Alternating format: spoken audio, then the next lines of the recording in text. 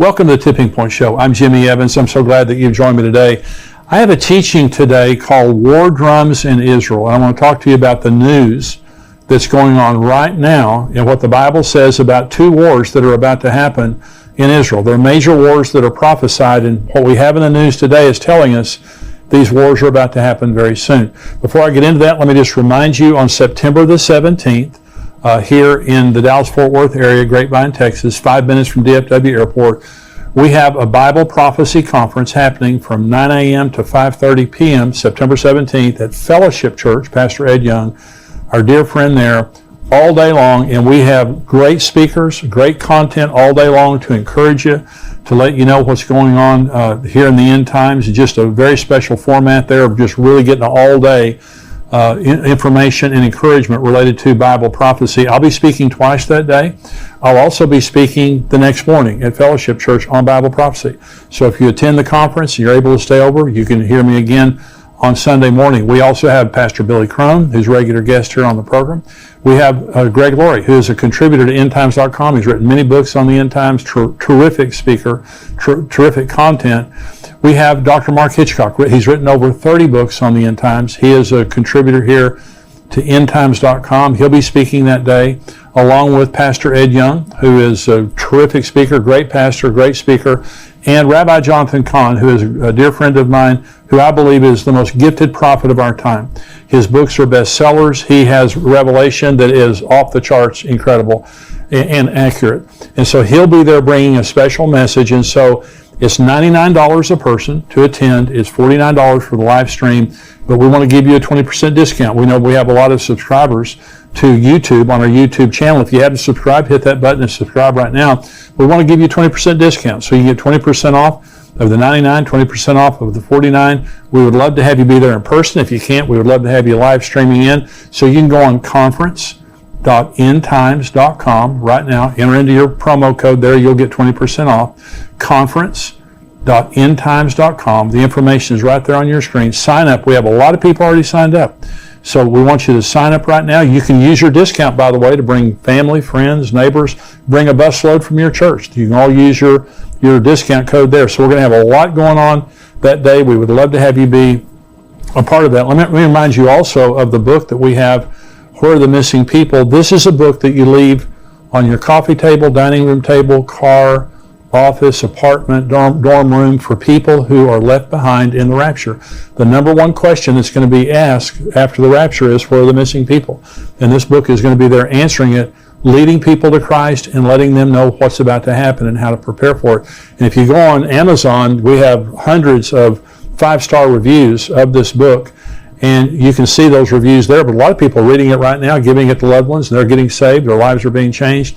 And so it's not just for later. Many people are reading it right now and it's changing their lives. So where are the missing people? You can go on Amazon. You can also go to missingpeoplebook.com. And if you're buying more than one copy, we give you some great discounts there for missing people. So let me get into this teaching today on war drums in Israel. We live in a very, very serious time. And I know that all of us feel the oppression of what's going on in the world right now. And not just related to Israel, but just economically, the pandemic, the evil and wickedness in the world, China, Russia, the war in Ukraine, all the things that are happening. It is oppressive. I mean, this is something I've never experienced before. And I'm 68 years old. I've never experienced anything like this, what's going on in the world right now. I never thought I would live to see what's going on in the world right now. But it's happening, and it's a fulfillment of Bible prophecy. And according to Bible prophecy, there are two major wars that are about to happen in Israel. And I think they'll happen very, very soon, especially the first one. And one of the wars is the Gog and Magog war that you may have heard me talk about already, but I'm going to talk about it here in just a minute. But I want to read you some articles about what's happening in Israel right now. And I believe that we're right on the brink of the Gog and Magog war breaking out. Could be in the next few weeks or few months. I really believe that. But also the Battle of Armageddon. Let me talk about Armageddon first, because what's happening right now in the news is also pushing us very close to Armageddon. Now, this is Joel chapter 3. This is God in the first person talking about the Battle of Armageddon. He says, "Behold, in those days and at that time, when I bring back the captives of Judah and Jerusalem, I will also gather all nations and bring them down to the valley of Jehoshaphat, and I will enter into judgment with them there on account of my people, my heritage Israel, whom they've scattered among the nations, they have also divided up my land. So now, remember, when Israel was scattered the first time, they went to one nation. They went to Babylon. God is talking here about you've scattered them among the nations, and then I'm going to bring them back. Okay, that happened in 1948 when Israel came back from the nations of the world, and he brought them back. And he says, in those days and at that time, when I do this, I'm going to do this. He's talking about a generation. That's what Jesus said. This generation will not pass away till all things are fulfilled. So in one generation, 1948, the Jews come back. There's going to be Armageddon. And he says, I'm bringing the nations into judgment in the Valley of Jehoshaphat. The Valley of Jehoshaphat is the valley between the Temple Mount and the Mount of Olives. And this is where Jesus' feet touch. According to Zechariah 14, when he returns in the second coming, his feet will touch the Mount of Olives, and he will come and judge the nations of the world that have come against Jerusalem. This is Zechariah 12, prophesying Armageddon. The burden of the word of the Lord against Israel. Thus says the Lord God, who stretches out the heavens, lays the foundation of the earth, and forms the spirit of man within him. Behold, I will make Jerusalem a cup of drunkenness to all the surrounding peoples when they lay siege against Judah and Jerusalem. And it shall happen in that day that I will make Jerusalem a very heavy stone for all peoples. All who would heave it away will surely be cut in pieces, though all the nations of the earth are gathered against it. Now, God is the causal agent of Armageddon, and the city of Jerusalem is the focus. God is the one who's bringing the nations of the world to judge them for how they have treated the people, the nation of Israel, and for dividing up their land. Okay, but the city of Israel specifically, the city of Jerusalem specifically, he says, I'm going to bring you, all the nations have gathered against the city of Jerusalem, and I've made it a cup of drunkenness. In other words, it makes them crazy. All the surrounding nations, check that box. And it's a burdensome stone. No nation can solve that problem. Though the United States has tried, the United Nations have tried, no one can lift that stone and solve that problem. Well, let me read a couple of articles here to you about what's happening right now. It's happening to divide the city of Jerusalem, to divide the nation of Israel. And this is from Israel 365 News. This is June the 2nd, 2022, from Adam Berkowitz. It says, Biden's State Department sidesteps Israel to open Palestinian consulate in Jerusalem. And this, let me read a little bit of this article. In a briefing on Tuesday, Ned Price, the spokesman for the Biden administration's Department of State, was asked to comment on reports that they have permanently shelved plans to reopen the consulate in eastern part of Jerusalem. Price responded that the reports were inaccurate. This is quoting him. I don't have any personal announcements to preview, Price said, prefacing his statements. What I can say is that at least part of your question or part of the premise you put forward is not accurate. We remain committed to opening a consulate in Jerusalem. We continue to believe it can be an important way for our country to engage with and provide support to the Palestinian people. We're continuing to discuss this with our Israeli and our Palestinian partners, and we'll continue to consult with members of Congress as well. Meanwhile, at this very moment, we have a dedicated team of colleagues working in Jerusalem and our Palestinian Affairs Office focused on engagement with and outreach to the Palestinians. And this article goes on to talk about how the Biden administration is committed to a two-state solution and going back to pre-1967 boundaries. It means Jerusalem is divided. East Jerusalem goes to the Palestinians, and what they're saying is they're going to open a consulate. They're not talking to the Israelis. They're being extremely rude to the Israelis. They're going to, and disrespectful, they're opening a consulate, which is an embassy, to the Palestinians in East Jerusalem, recognizing East Jerusalem as belonging to the Palestinians and not to the Jews. This is Armageddon. Okay, this is what causes Armageddon. So here is an article, Israel 365 News, June 6th, again from Adam Berkowitz. Here's the title. Jews of Judea, Samaria vow 10 new Jewish settlements during Biden's visit to Israel. And so what they're saying is here that during Biden's visit, rather than honoring what he's saying, see, if the Jews give up East Jerusalem, they lose 2,000 homes for Jews. If they give up Judea and Samaria, is what the United Nations calls the West Bank. The Jews call it Judea and Samaria. It's the land just there around Jerusalem, there, bordering what's called the West Bank. They lose 400,000 homes in the West Bank. The pre-1967 boundaries displace almost 10% of the Jewish population in Israel. There's 7 million Jews in Israel. 600,000 would be displaced by this. And what they're saying is when President Biden came up, they're trying to embarrass Naftali Bennett, the prime minister. And they're also trying to get back, and as a sign to President Biden, they're not giving up the West Bank. They're not giving up East Jerusalem. This is Armageddon. Armageddon is about the Jews won't give up Jerusalem. They won't give up East Jerusalem. They're not going to give up the land. They've tried this land for peace nonsense, and they don't get any peace for it. And so they're not going to give it up, but they're going to try to impose the United Nations at some point. This is what causes Armageddon. The nations of the world are going to try to force Israel to give up this land, and they're not going to do it. And so what we're seeing right now by the policies of the Biden administration is furthering Armageddon. It's going to happen, and it's happening right before our very eyes. Let me talk now about the Gog and Magog war. And so God is furious that the nations of the world, the way they're treating Israel, they're trying to divide up the land. But there's also the Gog and Magog war, that also God is the causal agent of the Gog and Magog war. And let me read you now. This is Ezekiel 38. You've probably heard me talk about this before. This is Ezekiel 38. The word of the Lord came to me, saying, Son of man, set your face against Gog of the land of Magog, the prince of Rosh, Meshech, and Tubal, and prophesy against him, and say, Thus says the Lord God, Behold, I am against you, O Gog, the prince of Rosh, Meshech, and Tubal. I will turn you around, put hooks in your jaws, and lead you out with all your army, horses and horsemen, all splendidly clothed, the great company with bucklers and shields, all of them handling swords. Persia, Ethiopia, and Libya are with them, all of them with shield and helmet. Gomer and all its troops, the house of Togarmah from the far north and all its troops.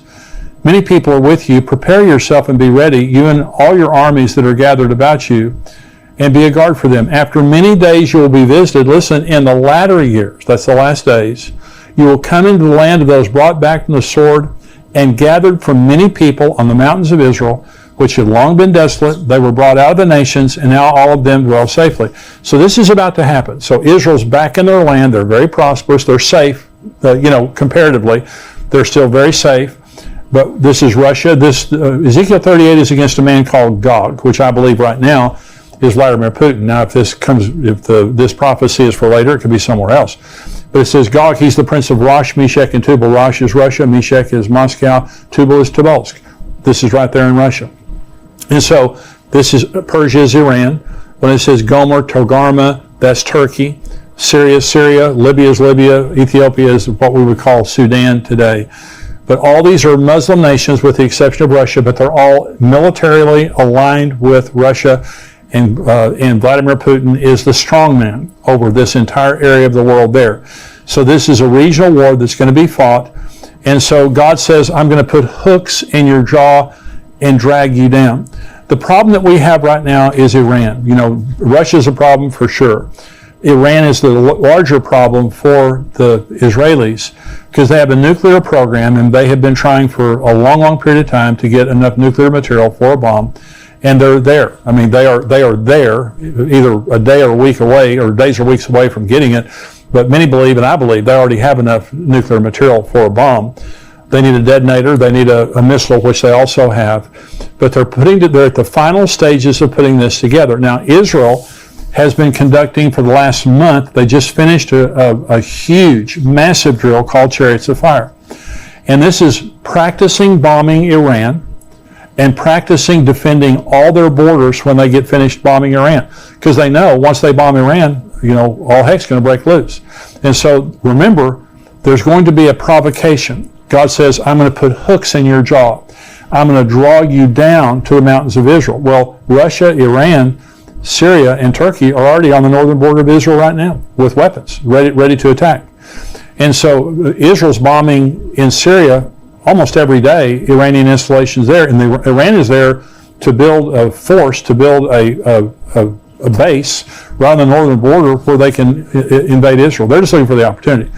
Well, so this is an article from the Jerusalem Post, and it says, this is June 2nd, Israel sends submarine warships to Red Sea in signal to Iran. It says, in a signal to Iran, an Israeli Navy sent an advanced Dolphin-class submarine and 2 warships for an extensive training excursion into the Red Sea as parts of Chariots of Fire, the Israeli Defense Forces' months-long war simulation that will end this week. And so it talks about, in this article, let me just read you the very end of this article, it says, Chariots of Fire simulated an all-out war on many fronts and was aimed at strengthening the country's defenses and the resilience of its home front, as well as increasing the effectiveness of communication between various corps and commands. The exercise involved nearly every branch of the Israeli Defense Force, including the ground forces, Air Force, Navy, logistics, intelligence, technology, and more.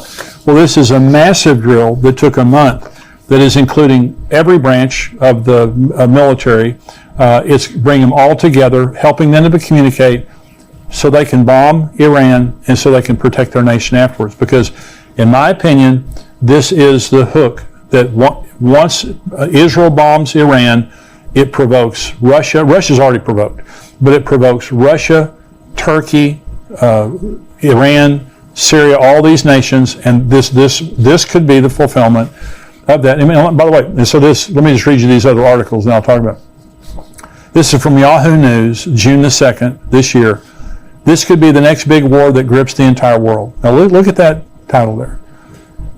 The ongoing war between Israel and Iran across the Middle East came out of the shadows and into the open long ago, but now, on the back of several suspected Israeli attacks inside Iran itself, the deadly contest threatens to escalate, possibly beyond the region. Last week, several quadcopter drones smashed into a suspected Iranian nuclear research and drone facility at Parchin, killing one engineer. Mere days before, two assassins on motorbikes shot dead an Iranian military colonel in the heart of Tehran.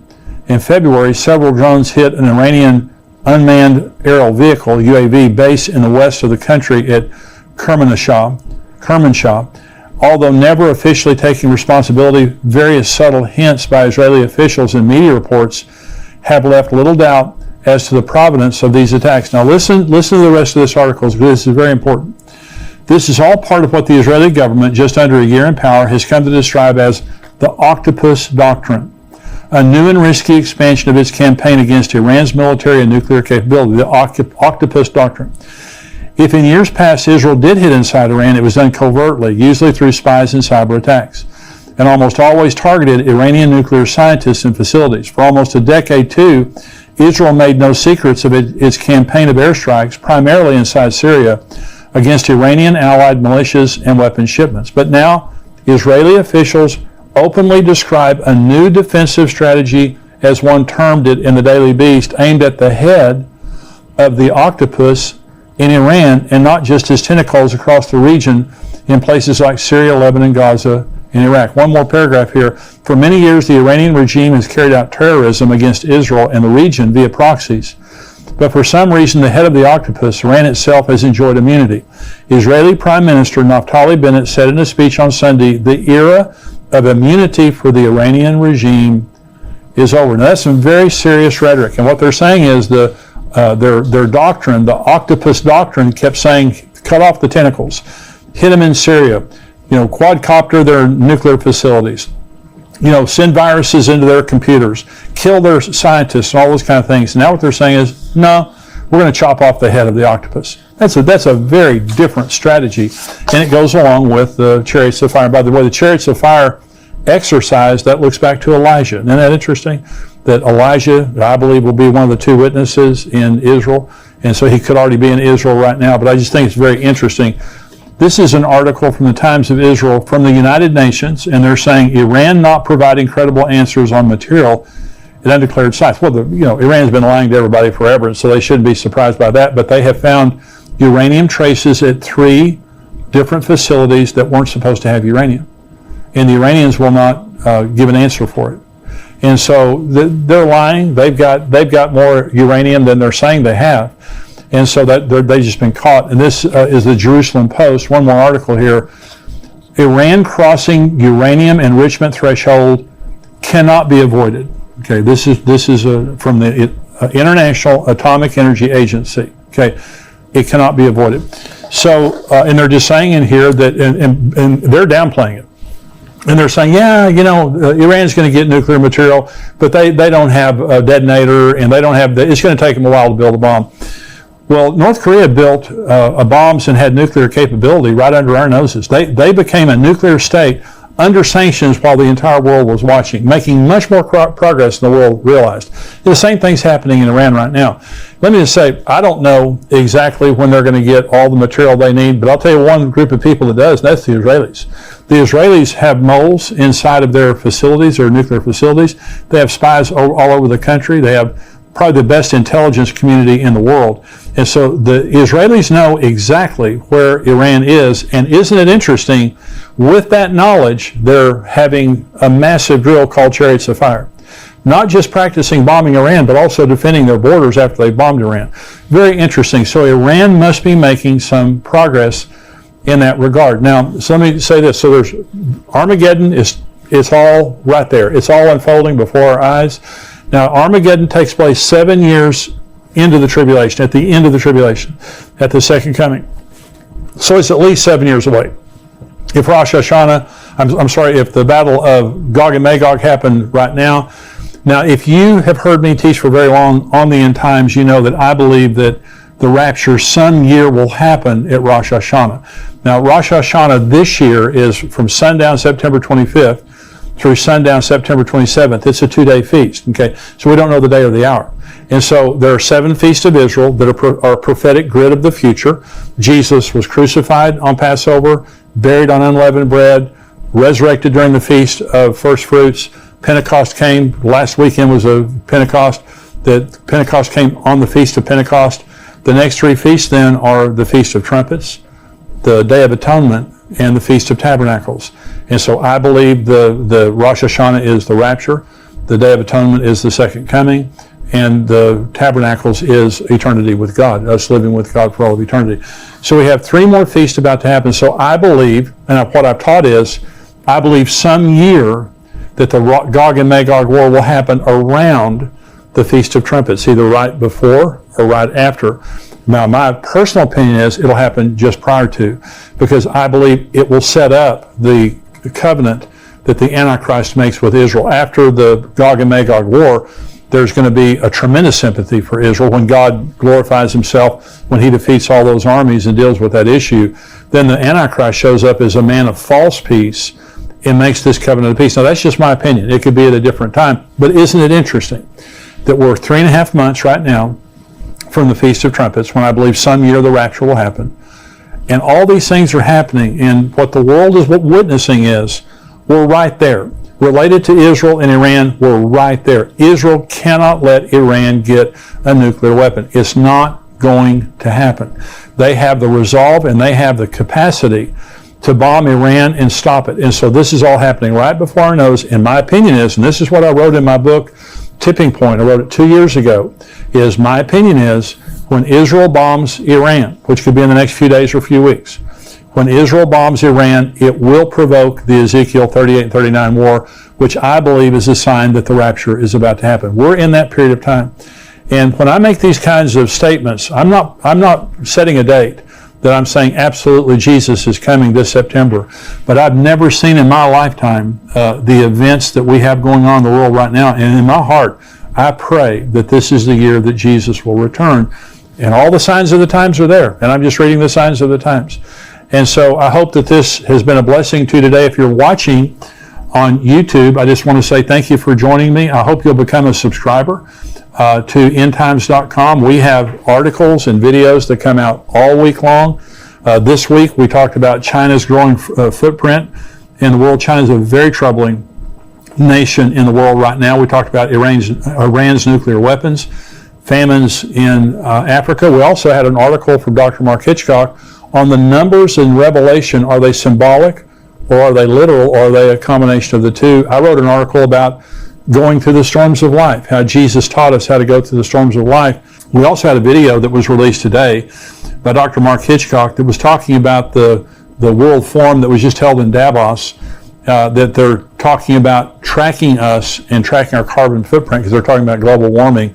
And he did an article, a video, talking about how that could be used by the Antichrist to ultimately control us. And so we have all kinds of articles and videos, plus we have the full Tipping Point show that only our subscribers get. I want you to become a subscriber to endtimes.com, $7 a month, $77 a year. You get the full Tipping Point show. I'm about to answer questions. In the rest of this podcast, I'm going to answer questions, lots of questions from our subscribers. And want you to be a part of that. But subscribe, $7 a month, $77 a year. We'd love to have you be a subscriber to endtimes.com. And if you're watching on YouTube, be sure and subscribe to this channel so you know every time we have something that comes out. God bless you. I'll see you next time. Goodbye.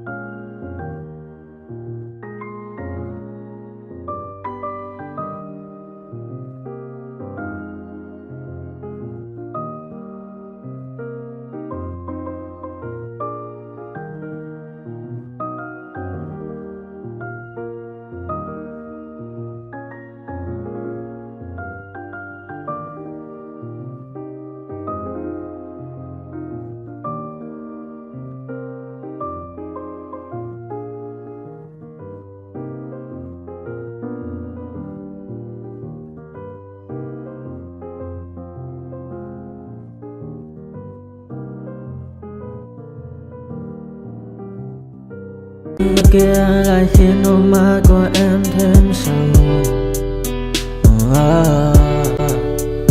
Vì sao em đi không để lại lý trí, chẳng để lại anh khi nước mắt cần rơi. Vì giờ em đã vội quên đi bao câu hứa mình còn cho nhau, quên đi bao nỗi đau mình dành. Vì giờ em đã vội quên đi những lời hứa ngày nào. Vì dòng nước mắt em đã vội rơi, anh không thể mãi anh như đến vào điên rồi. Anh như say đôi mắt môi, anh như chỉ còn muốn em bên cạnh như ở phố xa rồi. Anh chỉ muốn em cạnh đấy thôi, không muốn em ở bên đời, chỉ muốn em anh bên người. Người đã gỡ bước đi xa trong cơn mưa chiều vội vã, người đã bước bên anh khi cơn mưa qua gần vội vã. Em đã quên rồi mai sau đây không nói về, chẳng còn lại gì những người em bao nước mắt rơi. Em khiến con tim như trôi bay trong chiều thu đầy nắng, em khiến con tim như tan vỡ trong chiều thu mát màng. Vì còn nhiều lắm những người mà nhiều lắm những nỗi vội vàng, nhiều lắm những cơn mưa em mưa ta bây giờ đơn vang rộng mơ ngược bài những sáng. Đêm mai em còn thơ đôi mai anh còn người ta xưa ta chúng còn giữ nhau, chẳng thể giữ lấy em khi cơn mưa về đến. Và chẳng cần nhau khi anh với em cùng một đêm trôi. Em mơ ta còn gì nữa đâu một cơn mưa ngày hôm qua, ta còn lại gì nữa đâu khi